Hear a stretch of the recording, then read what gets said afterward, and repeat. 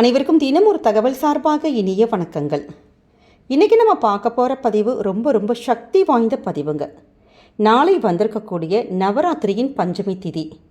நமக்கு மாதந்தோறுமே பஞ்சமி திதிகள் வந்தாலுமே நம்ம நிறைய வழிபாடுகள் செஞ்சாலுமே நவராத்திரியில் இந்த அம்பிகைக்கு உகந்த நாட்களில் செய்கிறப்ப அதற்கு கூடுதலான ஒரு அதீத பலன் சக்திகள் நிச்சயமாக உண்டுங்கிறது ஐதீகம். அதுவும் நாளைக்கு நிறைய விசேஷங்களோட இந்த பஞ்சமி திதியானது வந்திருக்கு. நாளைக்கு வெள்ளிக்கிழமைங்கிறது விசேஷம். அது இந்த பஞ்சமி லலிதா பஞ்சமி அப்படின்னு அழைக்கப்படுது. ஏன்னா சக்தியின் ஸ்வரூபமான லலிதாம்பிகை தோன்றிய புண்ணிய தினம். அதனால தான் இது லலிதா பஞ்சமி அப்படின்னு அழைக்கப்படுது. அப்படிப்பட்ட சக்தி வாய்ந்த இந்த நாளில் நம்ம செய்யக்கூடிய சின்ன சின்ன வழிபாடுகள், பூஜைகள், நம்ம தீப வழிபாடுகள் இதற்கு அதீத சக்தி இருக்குது.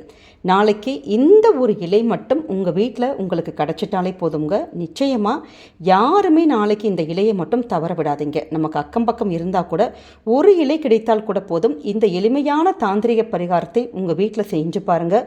நிச்சயம் வாழ்க்கை முழுக்க, ஜென்ம முழுக்க, நம்முடைய காலம் அந்த கடைசி வரைக்கும் நம்ம வீட்லேயும் நம்ம குடும்பத்துலேயும் கடன்கிற அந்த ஒரு பேச்சுக்கு இடமே இருக்காது.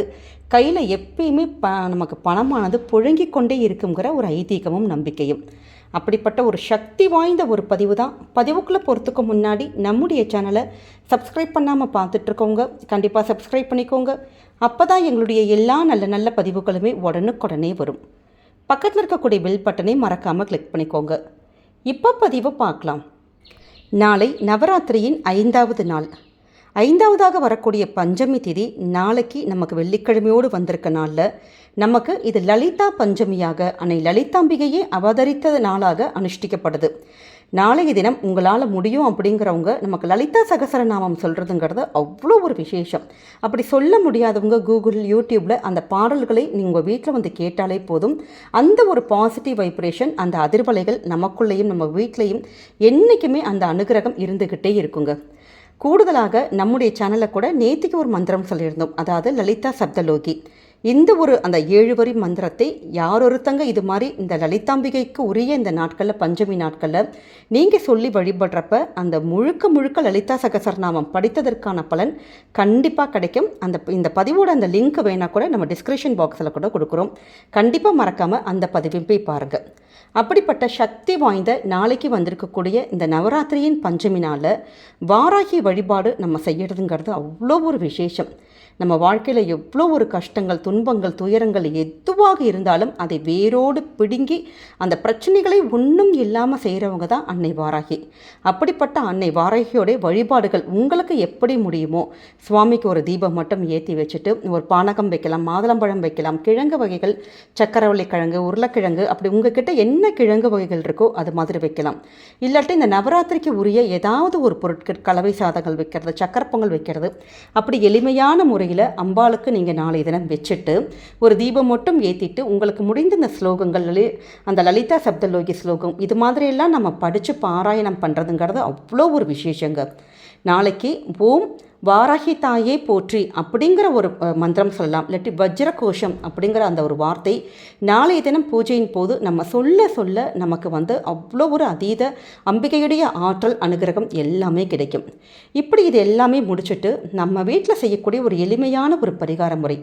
இந்த ஒரு தீபம், இந்த ஒரு புகை மட்டும் நம்ம வீட்டில் அப்படியே அதை காமிக்க அவ்வளோ ஒரு பாசிட்டிவ் வைப்ரேஷன், இந்த நெகட்டிவ்ஸ் எல்லாமே போக்கக்கூடிய அற்புதமான ஒரு பரிகார முறை. இதற்கு தேவை கற்பூரவள்ளி இலை தான். எப்பயுமே இந்த மாதிரி மூலிகை செடிகளில் வச்சு செய்யக்கூடிய பரிகாரங்களுக்கு 200% நமக்கு இமீடியட் ரிசல்ட் கிடைக்கும். ஏன்னா இந்த மூலிகையுடைய நமக்கு பரிகாரங்கள் அவ்வளோ ஒரு அதீத ஒரு தன்மை கொண்டதுங்க. நமக்கு இந்த கற்பூரவள்ளி இலை ஒரு இலை கிடைச்சா கூட போதும். எந்த வீட்டில் இந்த செடி சின்னதான ஒரு உங்கள் வீட்டில் அப்படி இல்லாதவங்க கூட சின்ன ஒரு தொட்டியில் நீங்கள் வாங்கி வச்சு பாருங்கள். அது வீட்டில் வளர குடும்பத்தில் பணம் பிரச்சனைகள் எல்லாம் தீரும். அதே மாதிரி நெகட்டிவ்ஸ் நம்ம வீட்டில் வரவே வராது. ஒரு கண் திருஷ்டி, பொறாமை, இந்த ஏவல், பில்லி, சூனியம், அது மாதிரி எதிர்மறை எண்ணங்கள், எதிர்மறையான விஷயங்கள் அப்படி நம்ம குடும்பத்தில் எதுவுமே நடக்காதுங்கிறது தான் ஐதீகம். அதனால் இருக்கிறவங்க நம்ம அதை கரெக்டாக நீங்கள் மெயின்டைன் பண்ணி பராமரித்தா போதும். இப்போ இல்லாதவங்க நிச்சயமாக ஒரே ஒரு தொட்டி மட்டும் நீங்கள் வாங்கி வீட்டில் வச்சு பராமரித்து பாருங்கள். நல்ல மாற்றங்கள் கண்கூடாக தெரியும்.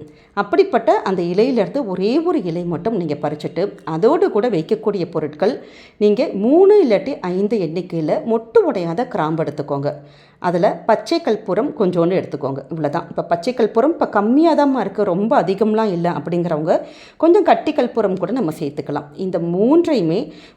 இந்த மூணையுமே ஒரு அகல் இல்லாட்டி இந்த தூபக்காலை நம்ம வச்சுட்டு அதில் இப்படி கற்பூரத்தை நம்ம ஏற்றிட்டு அதை முதல்ல ஃபஸ்ட்டு சுவாமிக்கு அந்த ஆராத்தி காமிக்கிற மாதிரி காமிச்சிட்டு அதுக்கப்புறம் உங்கள் வீட்டில் இருக்கக்கூடிய எல்லா இடமும் ஒரு மூளை முடுக்கு ஒன்று விடாமல் எத்தனை ரூம் இருக்கோ எத்தனை இடத்துல இருக்கோ எல்லா இடத்துலையும் ஒரு ரூமில் இப்போ 4 மூளை முடுக்கு இருக்குன்னா 4 இடத்துலையுமே இப்படி எல்லா இடமும் ஃபுல்லாக வீடு ஃபுல்லாக அது இதோட புகையானது நமக்கு எல்லா இடமும் ஸ்ப்ரெட் ஆகும். எப்படி ஒரு சாம்பிராணி புகை போட்டால் நம்ம வீடு ஃபுல்லாக காமிக்கிறோம், அதே மாதிரி தான் இந்த புகை முழுக்க எல்லா இடம் பரவுற மாதிரி பண்ணணும். இப்போ அந்த கற்பூரம் கொஞ்சம் அணையிற மாதிரி இருக்குன்னா கொஞ்சம் கூடுதலாக கூட நீங்கள் பச்சை கற்பூரம் சேர்ந்துக்கலாம். இப்படி இந்த கற்பூரத்துடைய அந்த மனம், நமக்கு இந்த கிராம்புடைய மனம், இந்த இலை அப்படியே நமக்கு அது எரிய அதுக்குள்ளேருந்து வரக்கூடிய அந்த மனமானது, அந்த புகை, இது எல்லாமே சேர்ந்து வீட்டில் இருக்கக்கூடிய அந்த எதிர்மறை சூழல்கள், அந்த எதிர்மறை எண்ணங்கள், இது எல்லாத்தையுமே நமக்கு முறியடிக்கும். குறிப்பாக அந்த பணம் வருவதற்கான ஒரு தடைகள் இருக்குது.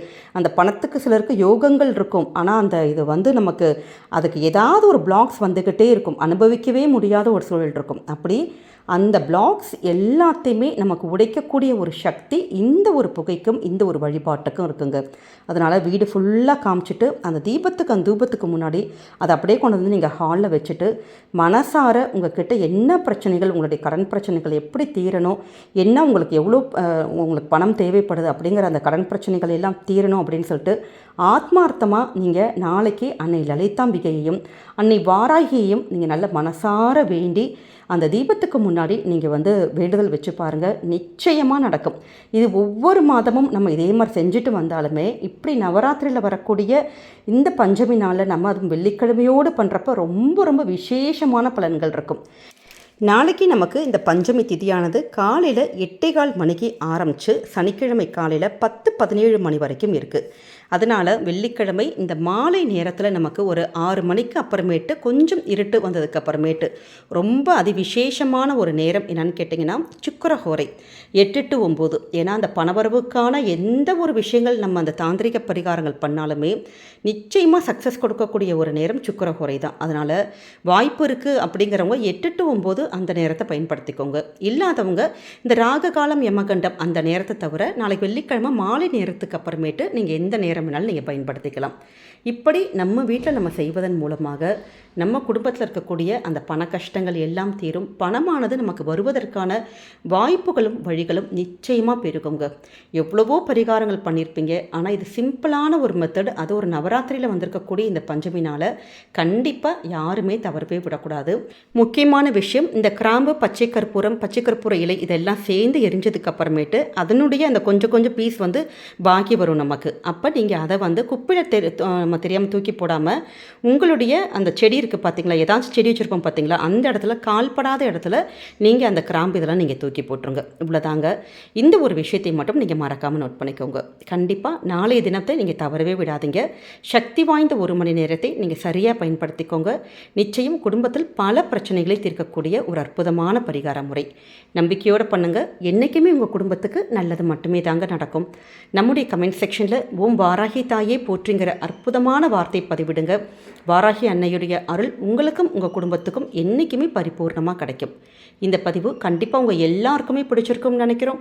பிடிச்சிருந்தால் மறக்காமல் ஃப்ரெண்ட்ஸ் அண்ட் ஃபேமிலி மெம்பர்ஸ்க்கு ஷேர் பண்ணுங்கள். அவங்களும் இதை பார்த்து பயன்பெறட்டும்.